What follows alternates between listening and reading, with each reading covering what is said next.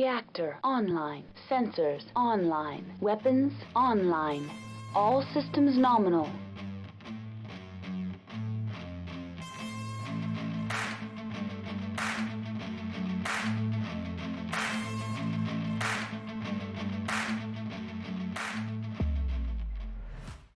Hello everyone, Carrie here with Unicorn Company, and today we are going to look at the Battle and Fire Lance.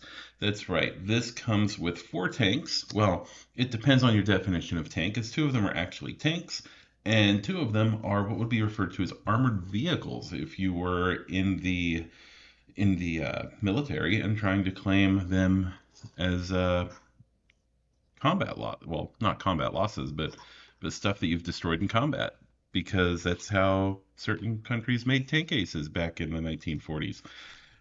Anyway, so let's talk about these vehicles. First of all, we have the Vedette. Now, the Vedette, many of you may remember, it is something that has been around since, I want to say, TRO 3025. So many players like myself who've been in this since they were teenagers or even younger, and now they're in their 40s, they will remember this tank. And quite frankly, it's gone through a couple of iterations, and this iteration I think is the best one. Now, why do I say that? First of all, the model itself is just gorgeous. I mean, they have gone out of their way to make sure that this looks really good. It does give me some MechWarrior 4 vibes in the feel of it and the design, which I like. I'm a big MechWarrior 4 fan. In fact, one of my favorite mechs is the Vulture. I guess it'd be the Vulture 3 because of MechWarrior 4, even though for some reason nobody can get it from the Ghost Bears. So anyway, we have the Vedette, and like I said, it's very MechWarrior 4-like, and they've done a wonderful job on this. The turret is obviously removable, and they actually went to the trouble of mounting or molding in a little hatch. It's right in front of the turret. Of course, if I'm going to say anything from some of the background that I have, it's going to be, hey, y'all might have wanted to put that a little bit forward, because if it's at a 45-degree angle or facing rearward, the crew is trapped in the body of the tank. So if you're going for a little bit more realism, guys, just make sure that when you put a hatch on there, that it is not blocked by the turret's rotation, because that's how you get out if you have to bail. Of course, I mean, I guess, well, that wouldn't really work. So anyway, you have beautiful model of the Vedette, and they've done a wonderful job of it. I am not seeing any real mold lines, except that there is some sort of blemish on the back of the tank's left tread, which you may or may not notice in the rotation, but it is there. And other than that, they've done a wonderful job on this. There's nice fine details. You can see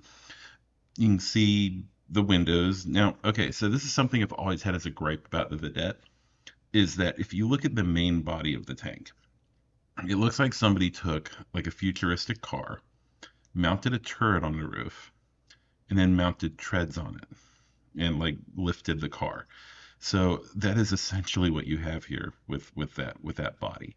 So I'm not a big fan of the giant view screen along the front of the tank, the giant window and the little side windows, but I am very, very pleased with the model. Now, let's take a look at the Alpha Strike cards that come with it. You get 2 double-sided Alpha Strike cards. And the first of these I'm going to look at is the Vedette Medium Tank. This is available in every era from Succession Wars forward. It's a combat vehicle, size 2, TMM2, movement of 10, tracked. It's a brawler. 1 at every range, with 3 armor, 3 structure, with elemental engines, searchlight, and turret 0*1*1. So, nice little, I don't want to say beater tank, but like if you have less than 20 points to fill and you want to throw like a skill 3 thing that just crawls around, I mean, sure. Now, of course, if you do want to live longer, they do make the Vedette armor variant. Now, mind you, this is 26 points, and it's only available in the Dark Age forward. Okay, so it took this long to really, like, let's super up armor the tank. But what you get, it's a combat vehicle, size 2, TMM of 2, movement of 10 inches tracked. It's a brawler, short, medium, and long of 2. with armor of 5 and structure of 3, so it has a little bit better of a chance. Has case, FC, which I think is fuel cell, searchlight, and turret 222. So it's a little bit more potent, and at 10 extra points, I think it's worth it actually. The other card has the Ultra Vedette, and this came out in the Clan Invasion. It's still available today. It's 18 points, combat vehicle size 2, TMM2, movement of 10 tracked. It's a sniper. 111 for short, medium, and long, with armor 4, structure 3, elemental engine, searchlight, and turret 111. So you're getting a tiny bit more armor, and yeah, I mean, not really a big difference. And then, of course, you have the cell version of the Vedette, and this is the dedicated fuel cell version that came out during the Blakist era forward. I will never say the J word regarding that. Anyway, it's a combat vehicle, size 2, TMM2, movement of 10 tracked. It's a sniper, short of 2, medium of 1, long of 1. And it has armor and structure of 3, and then it has more specials than you can throw a stick at.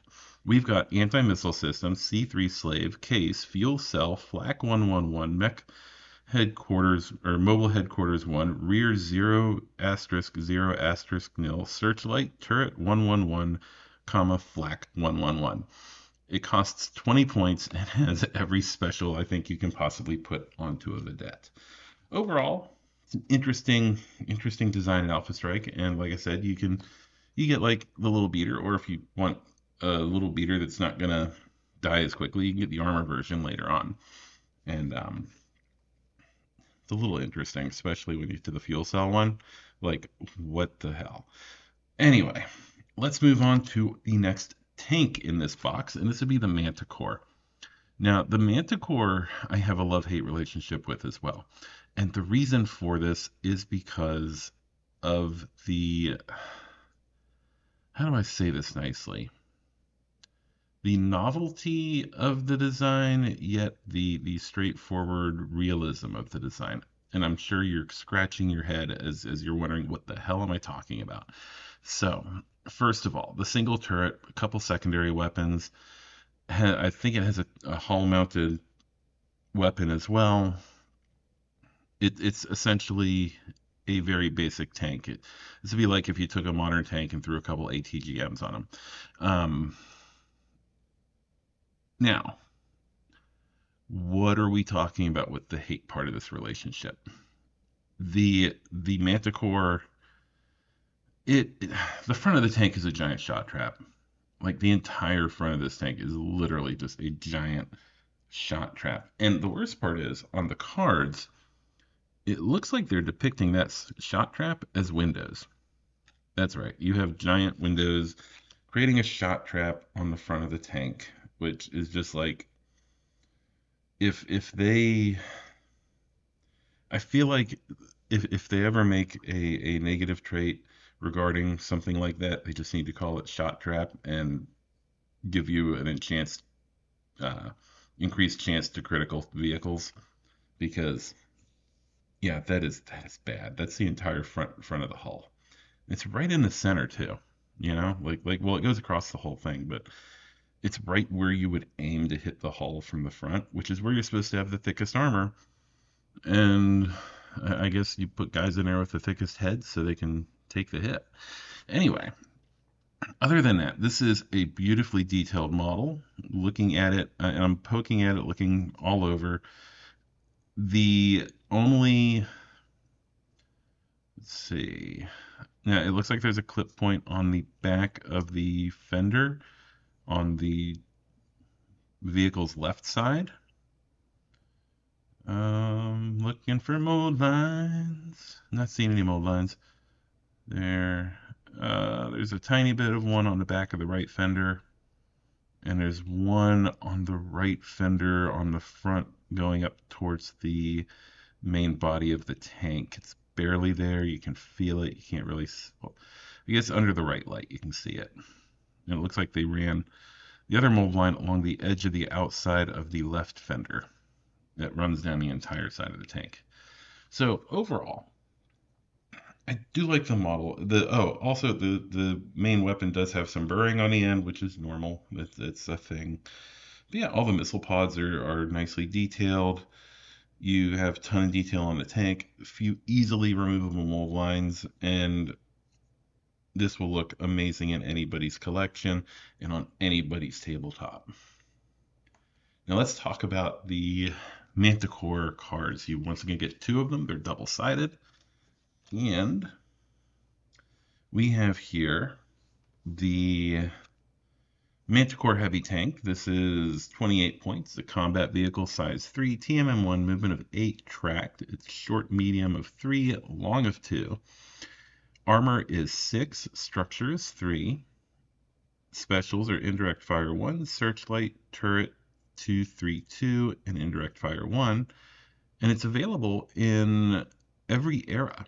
So this is an old warhorse. This has been around for as long as there have been battle mechs, as long as there has been the Star League, and then its fall. This is something that you will see all over the place and should be very prolific.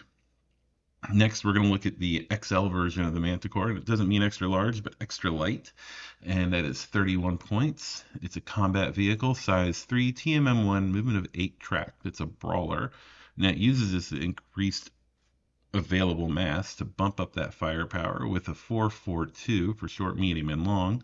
Armor is still 6, structure is still 3. It has case, indirect fire 1, searchlight, turret 332, and indirect fire 1. And of course, it is available in the Dark Age and the Il Clan era. I was going to say the Republic, but it's really not the Republic era, you know? It's sort of the fall of the Republic era. Then we have the last two here. First of all, I'm going to look at the C3 Slave Manticore. It's 31 points. Combat vehicle, size 3, TMM1, movement of 8, tracked. It's a brawler, 332. So it's pretty standard Manticore. Armor of 6, structure of 3, still pretty standard. C3 Slave, indirect fire 1, mobile headquarter 1, searchlight, turret 232, and indirect fire 1. And it's available from the FedCom Civil War forward.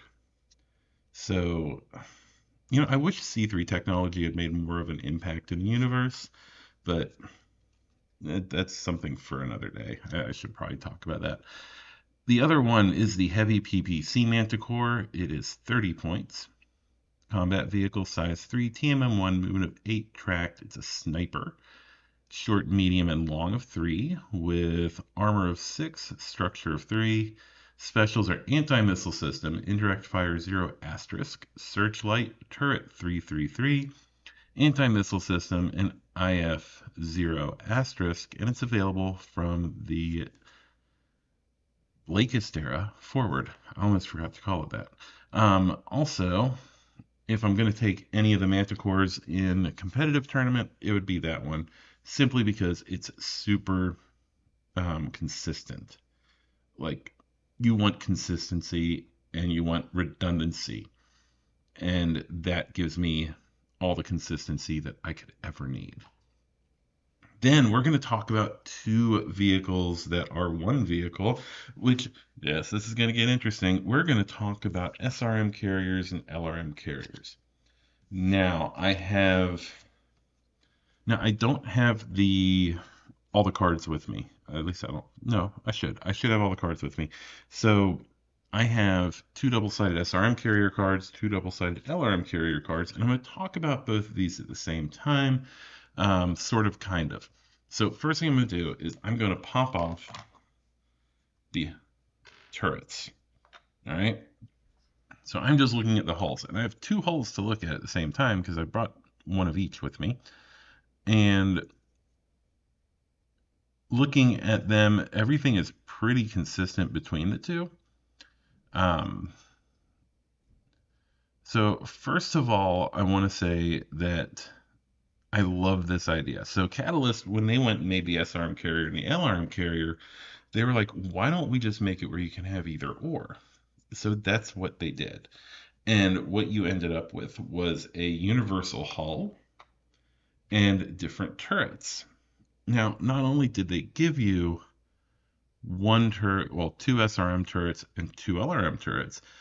One for each of the vehicles in the box, but then they gave you two more of each, so you can swap them out all willy-nilly and have four SRM carriers, four LRM carriers, whatever you want. They have made, I guess, technically, miniature-wise, the first Omni vehicle for BattleTech out of plastic.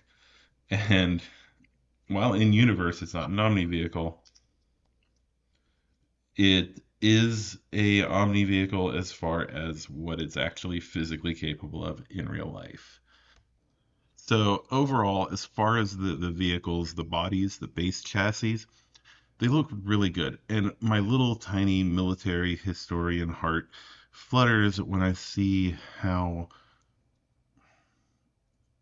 okay, it's gonna sound really weird, but how basic the designs are. Like they're not super frilled up. They're not. No, these are basic military vehicles made to do a basic job, and that is to lob missiles at a target. Now, I'm going to start first by looking at the fully assembled LRM carrier. As I mentioned, the bodies, there's really not much of anything in the way of mold lines that you need to worry about, and I'm really shocked at the level of detail, given that these are not a unit where you're really they're not a centerpiece unit. They're just kind of there. And the LRM carrier, like when you get to the back of the vehicle, well, first of all, on the hull, when you get to the back of the vehicle, you have a nice exhaust setup, which I think is beautiful. Um, yeah, I like the little details. I just do. Anyway, on to the LRM carrier version of this. The LRM carrier has this nice big missile rack that harkens back to the metal LRM carrier. And I could also see that being used to make a Kraken, which, well, maybe not. It is really small compared to I guess you could. Anyway, it does, it does harken back to the LRM carriers of yore, I guess would be the right word. And it's fully rotatable. It doesn't get caught up on the model, on the little tiny front part where your driver sits. It's just really well done. And I do like this. And it has the appropriate number of missile tubes in it with like a little box for any electronics. So if it has like Artemis 4 or something like that, you have that accounted for. Just really, really good model and really detailed. And I really like it. So as far as the LRM carrier, let's talk about the cards. You get the basic LRM carrier, and this is 22 points. It's available from the Star League forward. It's combat vehicle size 3, TMM1, movement of 6, tracked missile boat. 233 for short, medium, and long. Armor of 2, structure of 3, specials of elemental engine, indirect fire 3, LRM 133, and searchlight. It's a very basic missile throwing unit. We'll save that one for last. Then we have the 3055 upgrade of the LRM carrier. It's 32 points. Clan invasion forward. Most of it's the same. Combat vehicle size 3. TMM on this one is 0. Movement of 4, tracked missile boat. 355 for short, medium, and long. Armor 2, structure 3. C3 slave. Elemental engine. Indirect fire 4. Mobile headquarter 1, and searchlight. So I don't like the C3 slave, but once again, it's something that was underutilized in universe, and I think it could have totally changed a lot of how the universe worked. Now, of course, if you're going to throw missiles, you might as well throw the big missiles, and that's where we're going to talk about this after I talk about both units. The Arrow 4 carrier, it's 32 points, so it's the same as the 3055 upgrade. The combat vehicle, size 3, TMM1, movement of 6, tracked, missile boat, no damage value at any range, armor of 2, structure of 3, with Artemis, Inner Sphere 2, Elemental Engine, and Searchlight. And it's available from the Clan Invasion forward. So yes, you can literally park this on the map edge and lob missiles to your heart's content. And each of them does 2 damage. So if you can hit 2 missiles on the same target, you do 4, which isn't shabby, especially if you can't be retaliated against. And that brings us to the last one I wanted to talk about on the LRM carrier, and it is the LRM Carrier C. Now, this is the LRM Carrier plugged into the clan logistics and support system, and it is 27 points, combat vehicle, size 3, TMM1, movement of 6 tracked, missile boat, 333 for all its ranges, armor of 4, structure of 3, case, crit resistant, indirect fire 3, LRM 333, searchlight, turret 333, indirect fire 3, LRM 333. So yes, this is the clans essentially making the tank as beefy as they could. So that brings us to the last of the vehicles in here. That is the SRM Carrier. The body we've already talked about. Not a lot to mention here otherwise. Once again, beautiful body. I love the details on it. It's just really well done. And then we have the SRM Carrier missile pod. And this, once again, rotates nicely on the body. It doesn't clip anything. It's not in the way. In fact, if you painted this with it on, you would get completely under there with no problems. It does have the appropriate number of missile launchers, and that is a lot of little missile launchers. Like if somebody did a diorama of this firing everything, it would just look like a smoke cloud on one end, and you would have the vehicle sticking out the other. Actually, it has smoke clouds on both ends because there are vents on the back of the turret, to vent all the exhaust. So you'd have tons of you would barely see the vehicle if you did a diorama of this thing firing. And I imagine it is terrifying if you're on the receiving end. But they did a wonderful job on it. The turret has a mold line near is that the left side? Yeah, they hit it inside of a corner. And same with on the right side. They've done as much as they can to hide the corners on this, which I think is wonderful. And yeah, I mean, the model, nothing else to say. It's just a really good model. And I want to talk about SRM carriers one day because, well, like I said, we'll get to it. So first we start with the standard SRM carrier. It's Star League forward. It's a 26-point vehicle. Combat vehicle, size 3, TMM1, movement of 6 tracked. It's an ambusher. Has a short and medium of 6. Okay, so mind you, this is something that you could have used in like Succession Wars. And if you played a Succession Wars era Alpha Strike game, rarely does anything do 6 damage. This is terrifying in the Succession Wars context. Has armor of 2, structure of 3 with elemental engine, searchlight, and SRM 6.6. Which we'll get back to that. Competitive play, it doesn't matter, but casual play and stuff like that, the SRM special ability can be frighteningly bad. Well, good. Bad. Depends on if you're receiving or giving the SRMs. And then we have the 3054 upgrade of the SRM Carrier. It's 27 points. It's a combat vehicle, size 3, TMM1, movement of 6 tracked. It's an ambusher from Clan Invasion forward. Short and medium of 6, long of 0, once again. Has armor of 2, structure of 3, with elemental engine, standard narc, searchlight, and SRM 5.5. And once again, sorry about that. Once again, competitive play, the narc ability doesn't really do much because you can't really bring narc capable missiles usually in a lot of them, but you can bring the explosive pods most times. So that's an extra damage capability if you're allowed to bring them. The other one is the C3 SRM Carrier. It's 32 points, and it does what it sounds like. It's a combat vehicle, size 3, TMM1, movement of 6 tracked, ambusher, 660, so we're staying pretty consistent there. Armor of 3, structure of 3, with C3 slave, ECM, elemental engine, mobile headquarter 1, searchlight, and SRM 5.5. Also, it is available from the FedCon Civil War forward. And then the last of these I want to talk about is the SRM Carrier C. That's right, the clans couldn't resist. They claned up the SRM Carrier, and it's not bad. It is combat vehicle, size 3, TMM1, movement of 8 tracked, ambusher, short and medium of 6, long of 0, armor of 4, structure of 3, with case, crit resistant, elemental engine, searchlight, SRM 66, turret of 66 nil, SRM 66. Now, I said I wanted to touch on the SRM ability. And mind you, I haven't used this in years. I really need to get more casual play under my belt.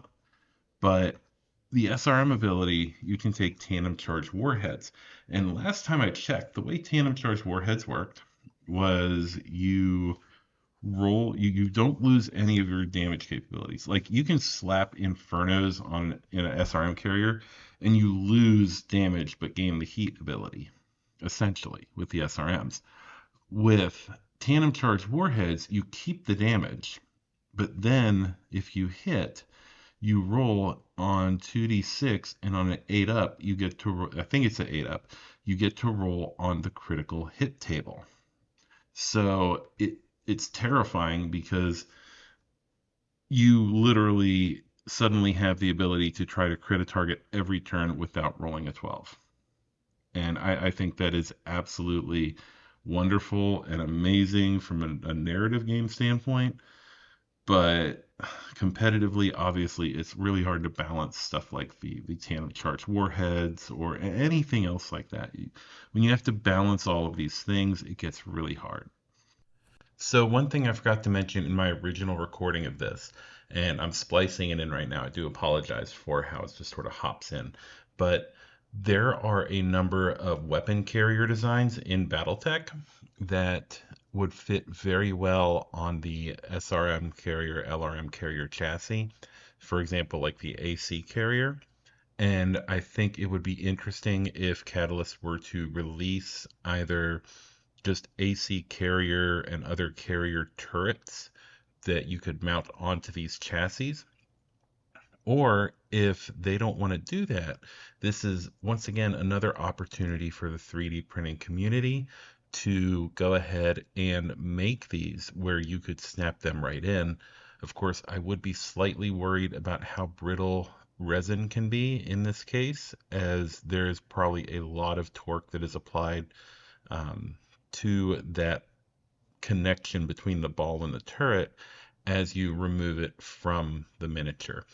So that's just something to think about. Anyway, back to the end of this video and looking at the force pack overall. So overall, what do I think about this force pack? Well, first of all, this force pack, let's talk about price. It is $39.99 and it should be coming out soon. The estimated release date that I have in front of me from Fortress is 11/1, but that might just be a placeholder because it is almost 11/1 now. And I don't know if this is going to make it out before then. As far as the miniatures, they are wonderful miniatures. I think the force pack is definitely really nice. If you do go through my sponsor, Fortress Miniatures and Games, which I highly encourage you to do, once this is out, then you can get it. You will be able to get it for $29.99, which is a wonderful deal. That is about 25% off of the retail price. And Fortress has just about anything else you're going to need for BattleTech. Also, speaking of Fortress, I will be at Winston-Salem, North Carolina this weekend. If you want to come out and see some awesome Alpha Strike, Southern Assault is where you're going to want to be. It's going to be a few people from YouTube and podcasters there. There's also, we're going to have CSO artists. On Friday, we have the Crabback game, which I will be streaming, or at least attempting to stream, to raise money for the Children's Miracle Network. And yeah, so if you have enjoyed this episode, please hit the like and subscribe buttons. Also, if you want to support what I'm doing here, give me the ability to cover more BattleTech content, then please go to the Patreon. You can join for as low as $1, and any little bit helps. So that is it for the Battle and Fire Lance. I hope you really enjoyed it, and I thank you for listening. Yeah, that's everything. So this is Carrie signing off. Where's that button? I want to thank my patrons and sponsors, Blind Zen Archer, Boy in a Box, NB Kaiju, Fortress Miniatures and Games, Gus Arkela, Haley Saint, Jamie, Nathan, Richard Johnson, Sarah, Scott, Stephen, Lead the way, sir. It's a pleasure to fight with you at last. Omega lead, ejecting. Roger, control. Omega, this is control. We shall lift off of the next dropship. Orders? This is forward 3. The gantries are retracting